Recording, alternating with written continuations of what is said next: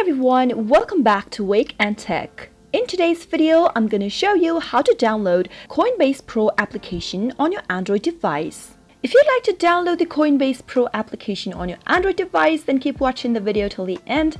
Don't forget to subscribe to our channel by hitting the subscribe button. Also press the notification bell icon so that you'll never miss another update from us.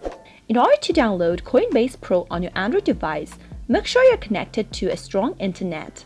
Once you are, tap on the Play Store button to open it up. Go to the search box at the top of the screen and then type in Coinbase Pro in the search box.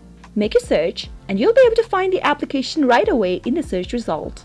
The Coinbase Pro application is a trading platform for individual traders and crypto enthusiasts. It offers you a secure and easy way to buy, sell, and trade digital assets online instantly right from your mobile devices.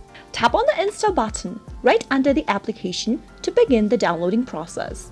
Remember that the downloading speed will entirely depend upon your internet speed, so be sure to be connected to a strong internet, whether you are connected to a Wi-Fi or a cellular data. Once the application is downloaded, wait until it installs on your Android phone.